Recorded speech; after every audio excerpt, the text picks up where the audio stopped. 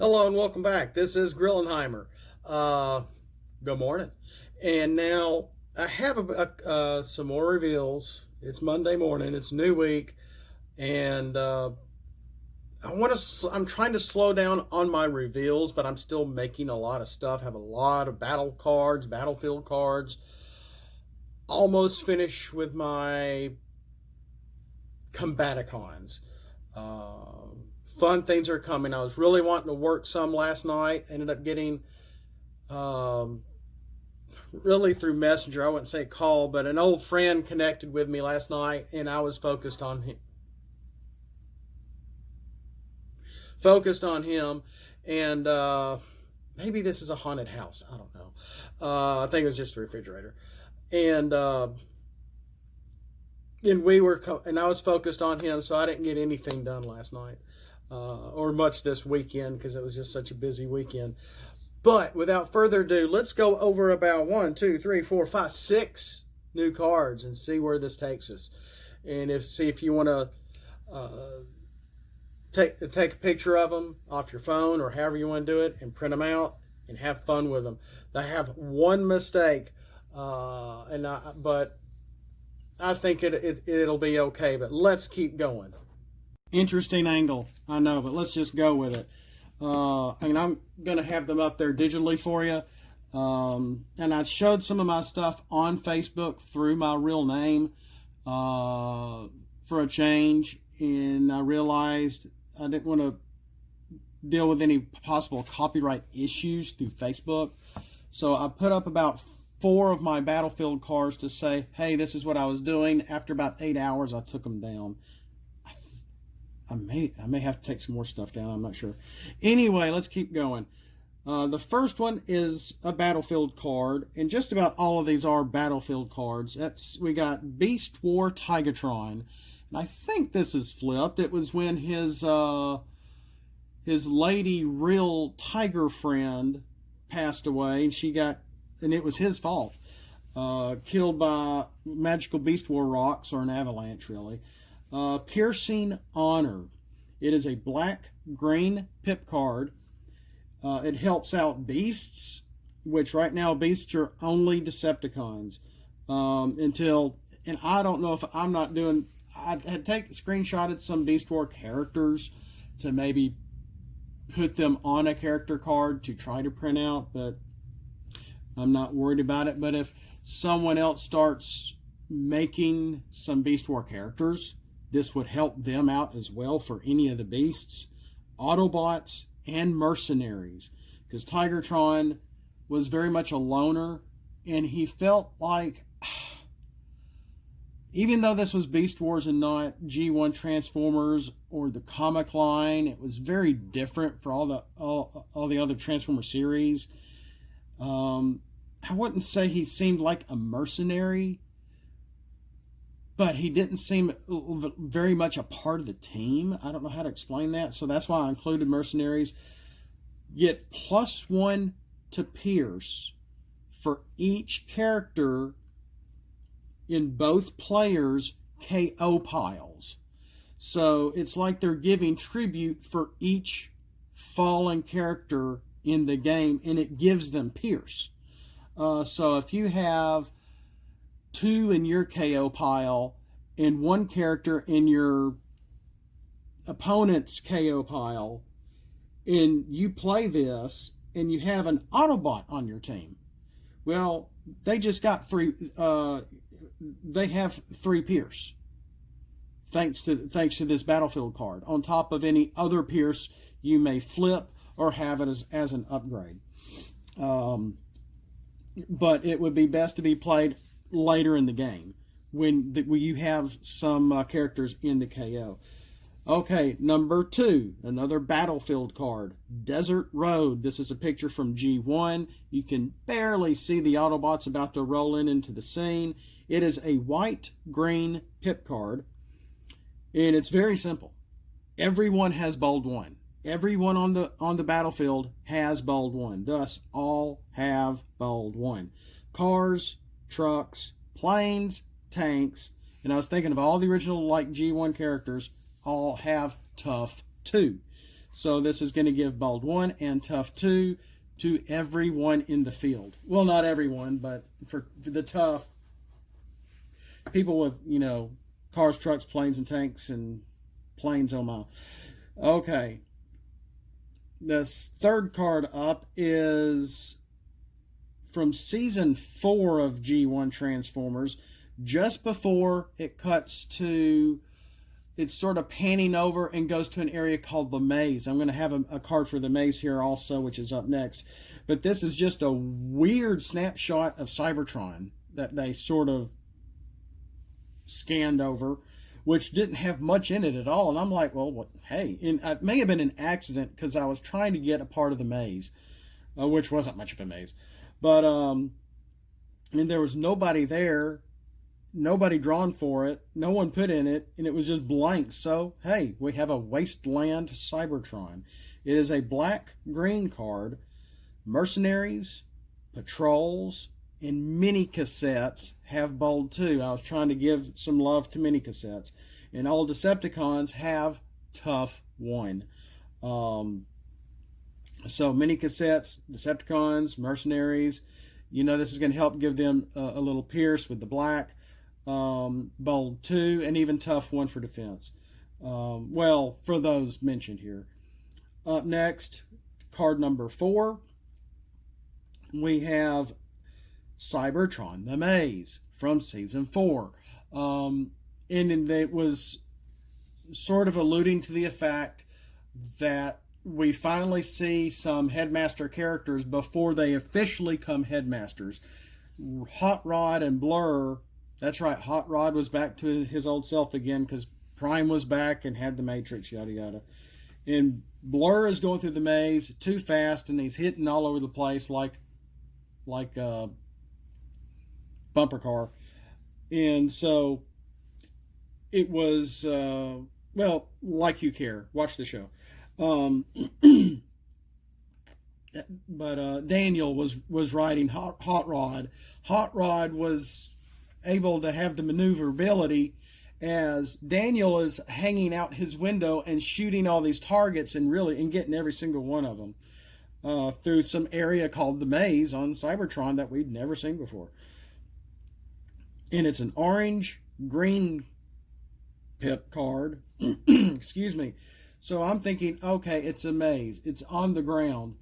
And so who would have an advantage? Well, anybody flying over it. So planes, tanks, and spaceships have bold 1. Cars and motorcycles that don't have range traits gets the range trait and a negative 1 to tough. So, trying to mix things up and play around with, sorry, my voice is cracking, a little bit of, mixing things up because it's the maze and what little we saw of it in the actual show. When I finished the series, I'm like, I don't remember this little part at all. Up next, card number 5. Sorry, I had to cough there for a second. Now, I call this Scramble City, so you're like, well, why didn't you use a picture from the actual episode Scramble City that we really didn't get to see in the States, which really led up to the 1986 movie? Well, I didn't want to take that route, and I had this picture of Autobot Spike for months and months and months and didn't know what to do with it, and I've been trying to come up with an ability for a battlefield card with Autobot Spike. And he is sort of a scrambling of different Autobots. And so I use the term Scramble City to help out with this, but am using it with individual combiner characters where they're on a team and they cannot combine. Oh goodness, I'm trying to remember some games that I've seen Wreck and Rule play where they'll have 2 big characters and a Silverbolt, or 2 big characters and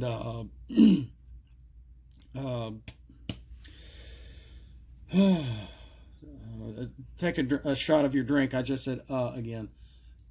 Oh,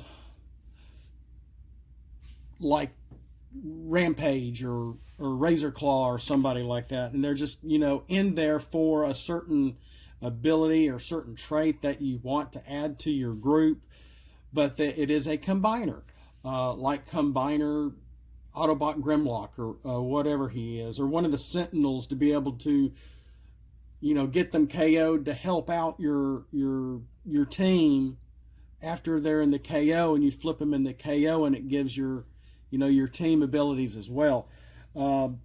So that would, in those scenarios, this card would help. And it's a blue-green pip, so when you have an Aerial Bot, a Constructicon, a Stunicon, a Sentinel, Predacon, Protectobot, which I don't think officially have yet, Combaticon, which I have seen some really cool Combaticons now on Facebook that some people have done, and I think I've even added to the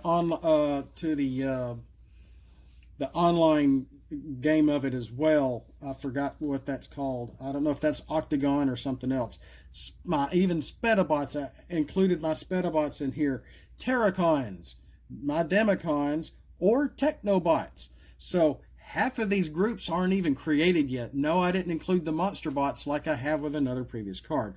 If you have any of these on a team and they cannot combine, they each have +1 to attack. Of course, again, this is a battlefield card, and it would only be temporary because it can easily get knocked out by your opponent, but with another battlefield card. But that's the beauty of this, is that it helps give them just one extra little attack. Oh, shucks. I meant to have this little guy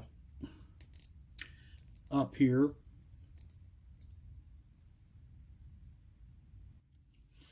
Okay, and for the last card, oh yeah, we invented polarities. Polarities. And this is my mistake. I forgot to make it orange and green. I just found an orange pip and plopped it up there and forgot to make it an orange-green pip, which was my bad. And this was originally, I had this as a stratagem, if you remember a few months back, earlier in the year. And I found it and looked at it, and I'm like, this doesn't need to be a stratagem. Excuse me. And I'm like, so I have changed it to a secret action, which in a way is how it was kind of used in the 86 movie. So when you defend, your attacker's black pips are now blue. Now, what does that do? It's taken away their flipped pierce. Yes, I've made a secret action like this that also nullifies pierce when flipped. So it's not going to take away pierce from action cards or upgrades, or even from a battlefield card. I don't like where to go. Piercing Honor, you know, so Piercing Honor could be in effect. This could be a secret action, and it's only going to nullify pierce flipped.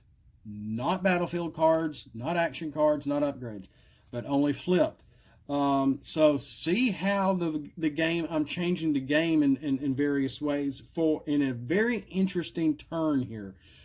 But there's one card that would be really bad against. Say you play this on your turn, and then your opponent on their turn draws a card and they play Belligerence. They don't know what your secret action is yet. Well, you defend, you flip your secret action, and it's Polarities. So their blacks are now blue. Well, they play Belligerence, had played Belligerence. And you're thinking, oh, no. So now their blacks are orange. So,